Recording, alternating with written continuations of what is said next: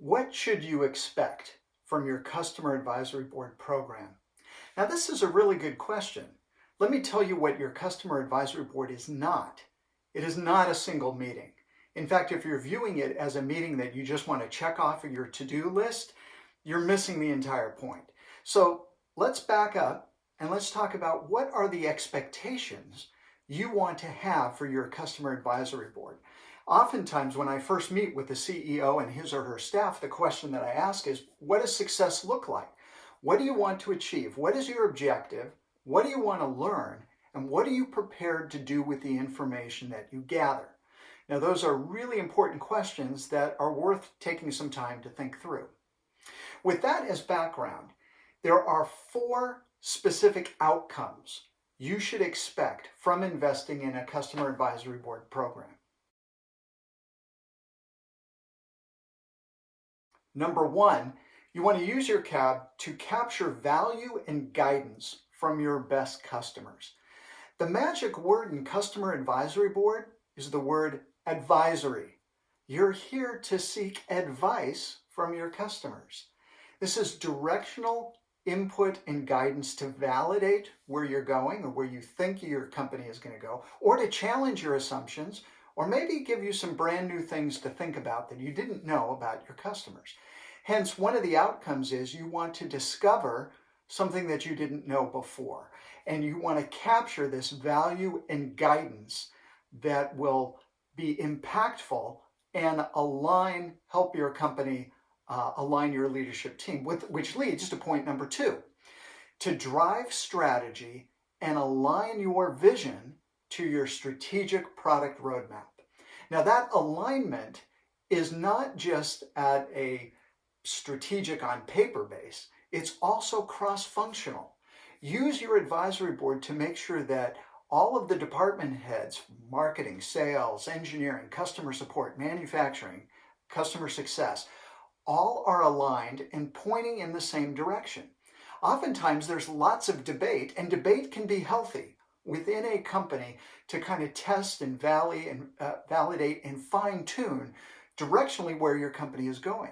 And that is the perfect opportunity to gather some direction and valuable insights from your customers. And as you do, use that information to engage in thoughtful cross-functional conversations, the outcome of which should be alignment and encouragement across your entire leadership base that you're all pointing in the right direction. And so use your advisory board as a tool to drive that alignment. That's point number 2. All right, point number 3 is use your CAB to identify new business opportunities. The more you learn about your customers and how their business is changing, the more likely it's going to be that you're going to discover something that you didn't know that will open the door to a brand new revenue stream you did not know before. Point number 4 is to discover synergies between you and your customers. Now, this is where the nature of relationship management comes into place. And yes, the output of the CAB is to strengthen those relationships you have between your executive leaders and the executive leaders, the senior decision makers of a dozen of your most strategic best customers.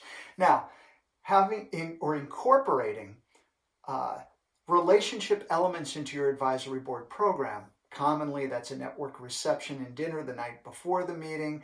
Throughout the year, there will be other additional touch points that you use to spark that relationship. You may even have a special outing with them that I might term a customer appreciation event at your user conference, something that's unique and special just for CAB members. All those elements are true. Relationship management is really important. However, never get confused that the reason why your customers come to your advisory board is to help you get real work done. They want to talk about issues of strategic importance for them. They want to look for your company to help them solve those problems. And the fact that you bring them to this venue to talk about those things is the number one value that they're going to take away. So you don't want to shortchange that in favor of doing a extra glamorous, glitzy customer appreciation event. Don't confuse the two together, although there is a role for both that to play. At the end of the day, you want customers to feel like their time was well spent. You want the customers to feel that you actually listened to what they had to say. And ultimately, it's listening and the sincerity of that listening will help strengthen the relationship. In summary, the 4 key takeaways you should expect from your customer advisory board are: capture value and guidance from your best customers, to drive strategy and align your vision, to identify new business opportunities, and to discover synergies between you and your customers. Those are the proper expectations for setting for your CAB program.